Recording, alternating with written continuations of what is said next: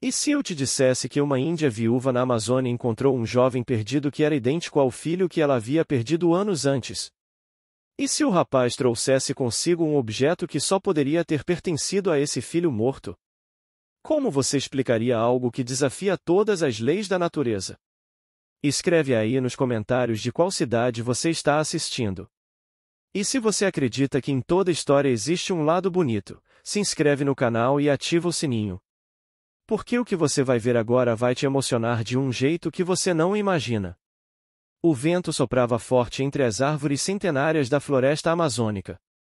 Gotas de chuva caíam pesadas sobre as folhas largas, criando uma música que só a natureza conseguia compor.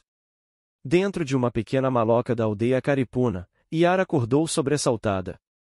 O sonho era sempre o mesmo, e seu filho, Raoni, caminhava por entre as árvores, chamando por ela, mas quando Yara tentava alcançá-lo, ele desaparecia na névoa da manhã. Fazia 5 anos que Raoni havia partido. Ele e outros 3 jovens guerreiros saíram para caçar e nunca mais retornaram. Após dias de busca, encontraram apenas seus pertences junto a rastros de homens brancos que invadiam terras indígenas. Desde então, Yara carregava no peito um vazio que nada conseguia preencher. Nem mesmo o tempo, que diziam ser o melhor remédio. Naquela manhã, algo no ar parecia diferente. A floresta estava inquieta, como se quisesse contar um segredo. Yara levantou-se, colocou um colar que havia pertencido a Raoni, um colar com um pequeno cristal azul que ele havia encontrado junto ao rio, e saiu para buscar ervas medicinais. Era sua função na aldeia desde que seu marido também partirá, 2 anos após o desaparecimento do filho. Morrera de tristeza, diziam os anciãos. A chuva havia parado, mas a umidade tornava o ar denso. Yara afastou-se mais do que o costume naquela manhã, como se algo a puxasse para o coração da floresta. Foi quando ouviu um gemido fraco. Seguiu o som com cautela, arco em punho, preparada para qualquer perigo. Por entre arbustos, viu um corpo caído. Um homem jovem, pele clara, roupas rasgadas e sujas de lama. Um homem branco. Estava desacordado, com um corte profundo na testa e vários arranhões pelo corpo. Yara se aproximou com desconfiança, os brancos haviam trazido tanta desgraça para seu povo. Quando chegou mais perto, seu coração quase parou. O rosto do rapaz, apesar da palidez e dos ferimentos, era de uma semelhança assustadora com Raoni. Os mesmos traços fortes, o mesmo desenho dos lábios, até uma pequena cicatriz no queixo, igual a que seu filho tinha desde criança quando caíra de uma árvore. Yara deixou escapar um grito abafado e recuou um passo. Estava enlouquecendo? Era a floresta pregando peças em sua mente ferida? O jovem abriu os olhos nesse momento, olhos azuis, não castanhos como os de Raoni, e murmurou algo incompreensível antes de desmaiar novamente. Por longos minutos, Yara permaneceu imóvel, dividida entre fugir daquela aparição ou ajudar o estranho. Decidiu-se pelo segundo. Talvez os espíritos da floresta tivessem enviado aquele jovem por alguma razão. Usando toda sua força, arrastou-o até um abrigo natural formado por raízes de uma samaúma gigante e tratou seus ferimentos com as ervas que havia coletado. Enquanto limpava o sangue de seu rosto, cada traço que observava aumentava um nó em sua garganta. Como poderia existir tamanha semelhança? Quando terminou de fazer um curativo com folhas medicinais, notou algo brilhando na mochila rasgada do rapaz. Hesitante, abriu o compartimento lateral e seus dedos tocaram algo familiar, um pequeno cristal azul, idêntico ao que adornava seu colar, o colar que havia pertencido a Raoni. As pernas de Yara fraquejaram. Ela caiu sentada, segurando o cristal com mãos trêmulas. Era impossível. Aquele cristal era único, encontrado por seu filho quando ainda era um menino, durante uma pesca com o pai. Como aquele estranho poderia ter um exatamente igual? O jovem acordou horas depois, assustado e confuso. Falava uma língua que Yara reconhecia vagamente, português, o idioma dos invasores. Ela havia aprendido algumas palavras nas trocas ocasionais com missionários e comerciantes que passavam pela região. Água, por favor, pediu ele com voz rouca. Yara ofereceu-lhe uma cuia com água fresca. Observou-o beber com avidez, ainda incapaz de acreditar na semelhança sobrenatural. Quando terminou, o rapaz a olhou com gratidão. Obrigado.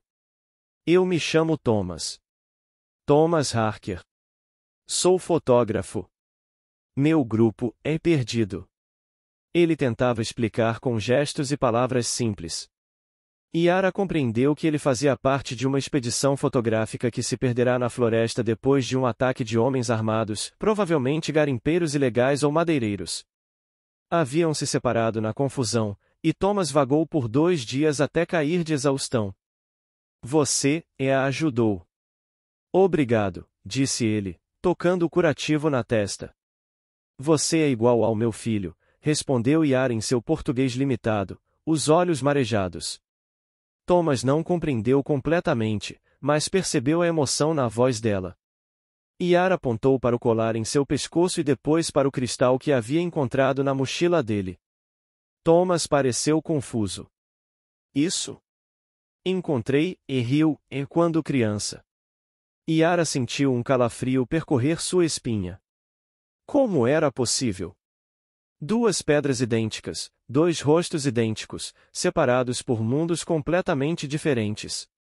Era como se um pedaço de Raoni tivesse retornado através daquele estranho. A noite se aproximava rapidamente, e Yara sabia que não poderia deixá-lo sozinho na floresta. Decidiu levá-lo para a aldeia, apesar do risco. Homens brancos não eram bem-vindos ali, especialmente depois do desaparecimento dos jovens guerreiros anos atrás. Ao chegarem à aldeia, o alvoroço foi imediato. Guerreiros cercaram Thomas com lanças apontadas. O cacique Tupã, um homem de idade avançada e sabedoria respeitada, aproximou-se com expressão severa. Por que trouxe um homem branco para nossa aldeia, Yara? Não aprendeu nada com a dor que já nos causaram? Ele estava ferido, ia morrer sozinho na floresta, respondeu Yara, mantendo-se firme diante do líder. E olhe para ele, Tupã. Não vê a semelhança? O velho cacique examinou o rosto de Thomas com atenção e recuou um passo, visivelmente perturbado. Os espíritos estão mandando um sinal, continuou Yara. E ele carrega isto. Ela mostrou o cristal azul, idêntico ao seu. Um murmúrio correu entre os presentes. Tupã permaneceu em silêncio por longos momentos, seu rosto enrugado tenso pela indecisão. Por fim, falou. Ele pode ficar até se recuperar.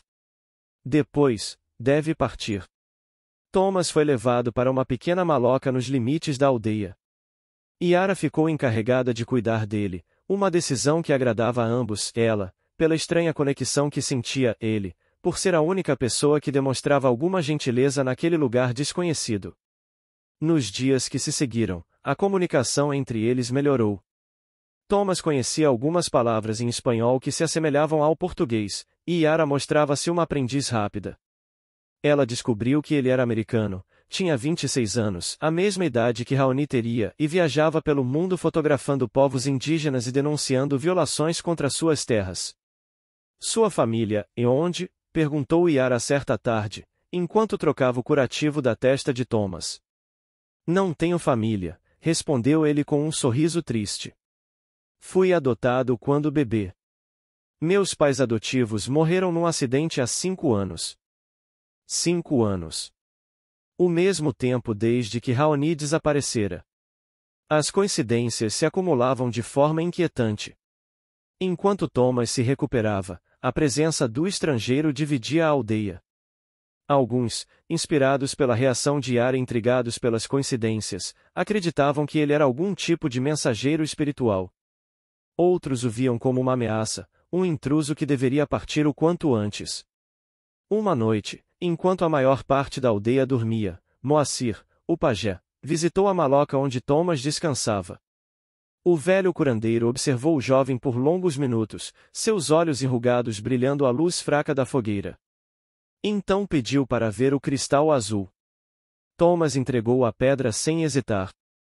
O pajé a examinou, comparou com o cristal do colar de Yara e fechou os olhos, murmurando palavras em sua língua ancestral.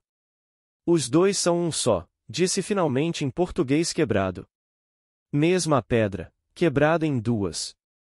Uma ficou aqui, outra viajou longe. Agora, voltam a se encontrar. Como isso é possível? Perguntou Thomas, fascinado e confuso. Grande mistério da vida não precisa explicação, respondeu o velho, devolvendo o cristal à só aceitação. Na manhã seguinte, o pajé conversou longamente com o cacique Tupã. Depois, anunciou que havia tido uma visão. Thomas deveria participar de um ritual sagrado para que os espíritos revelassem seu propósito ali. O ritual foi marcado para a noite de lua cheia, 3 dias depois. Durante esse tempo, a curiosidade de Thomas sobre Raoni aumentou. Ele pedia a Yara que contasse histórias sobre seu filho, bebia cada palavra com uma sede inexplicável, como se tentasse preencher um vazio dentro de si próprio. Ele gostava de escalar as árvores mais altas, contava Yara, seus olhos brilhando com memórias. Dizia que queria tocar o céu. Foi assim que ganhou esta marca. Ela tocou de leve a cicatriz no queixo de Thomas, idêntica à que seu filho tinha. Thomas, por sua vez, revelou que tinha sonhos recorrentes desde a infância, sonhos com uma floresta densa e uma mulher de longos cabelos negros que o chamava em uma língua desconhecida. Sempre acordava chorando, confessou ele. Minha mãe adotiva dizia que devia ser memória da minha vida antes da adoção, mas os registros diziam que fui encontrado recém-nascido, abandonado na porta de um hospital. Na noite do ritual, toda a aldeia se reuniu em torno de uma grande fogueira. Thomas foi pintado com grafismos sagrados e vestido com adornos rituais. O pajé Moacir conduziu a cerimônia, queimando ervas aromáticas e entoando cânticos ancestrais que pareciam fazer a própria floresta vibrar. Thomas bebeu uma infusão preparada pelo pajé, um chá de ervas sagradas que, segundo as tradições, abria as portas da percepção e permitia a comunicação com o mundo espiritual. Logo, as chamas da fogueira começaram a dançar de forma hipnótica diante de seus olhos. Os sons ao redor se transformaram, tornando-se mais profundos e significativos. Então, as visões começaram. Thomas viu-se correndo pela floresta, não como o fotógrafo americano que era, mas como um jovem guerreiro indígena. Viu outros 3 jovens ao seu lado. Estavam caçando, alegres e confiantes, quando ouviram tiros. Homens brancos armados os cercaram. Houve luta, gritos, dor. Na visão, Thomas sentiu o impacto de uma bala atravessando seu peito. Enquanto sua vida se esvaía, seu último pensamento foi para sua mãe, Yara, e para seu pai. Segurando o cristal azul que carregava no pescoço, desejou intensamente não partir, não deixá-los. A cena mudou. Thomas se viu flutuando sobre seu próprio corpo, assistindo enquanto os invasores saqueavam os pertences dos jovens mortos. Um deles pegou o colar com o cristal azul e o colocou no bolso. Bonito, comentou. Minha esposa vai gostar. A visão continuou, mostrando esse mesmo homem meses depois, entregando o cristal a uma mulher grávida. Para dar sorte, disse ele. A mulher sorriu, sem saber a origem sombria daquele presente. Quando seu bebê nasceu, ela o abandonou na porta de um hospital, deixando apenas o cristal azul junto ao recém-nascido como uma espécie de compensação por seu abandono. Thomas viu esse bebê crescer, era ele mesmo, adotado por um casal americano, sempre carregando o cristal como único elo com suas origens desconhecidas. E de alguma forma inexplicável, a essência de Raoni, seu último desejo de não partir completamente, havia encontrado abrigo naquele pequeno ser que começava a vida do outro lado do mundo.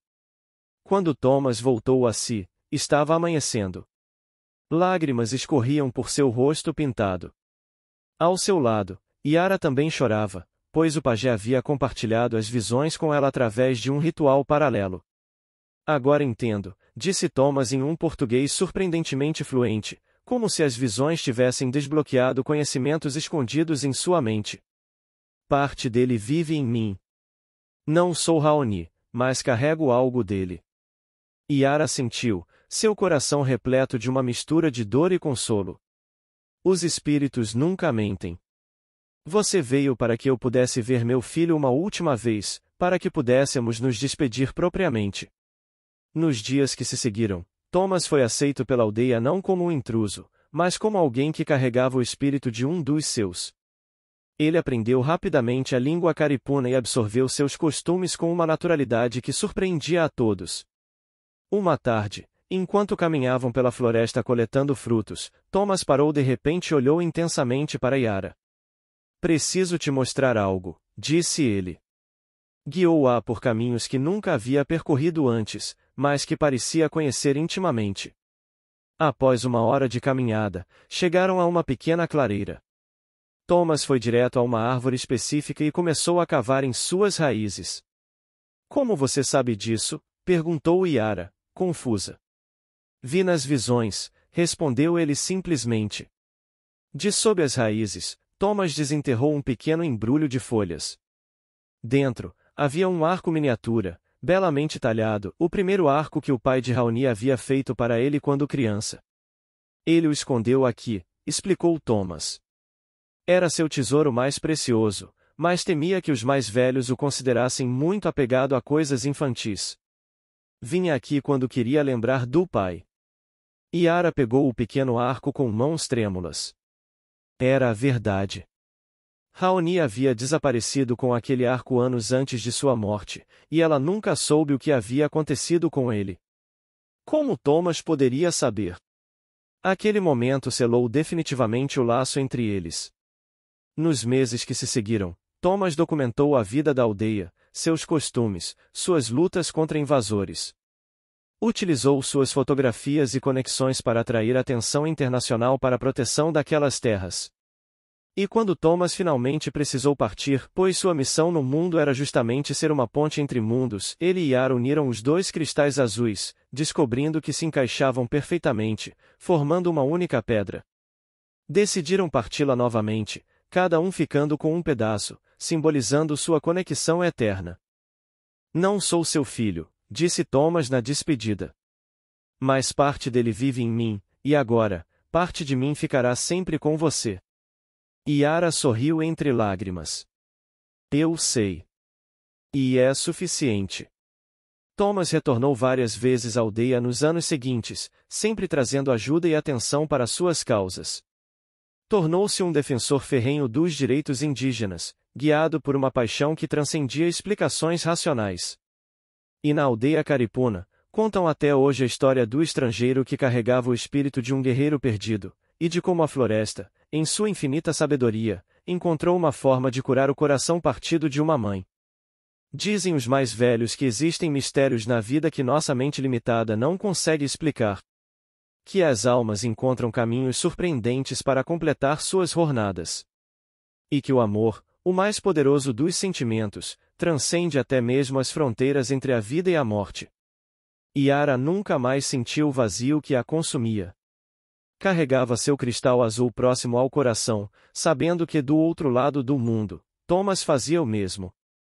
Dois fragmentos de uma única pedra, assim como eles eram dois fragmentos de uma única história, unidos por laços que nem mesmo o tempo poderia romper. A floresta, testemunha silenciosa de tantas vidas e mortes, guardava mais esse segredo entre suas árvores centenárias. E nas noites de lua cheia, quando o vento sussurrava entre as folhas, os mais sensíveis juravam ouvir duas vozes cantando em perfeita harmonia, uma anciã e um jovem guerreiro, celebrando o milagre do reencontro que desafiou todas as leis da natureza.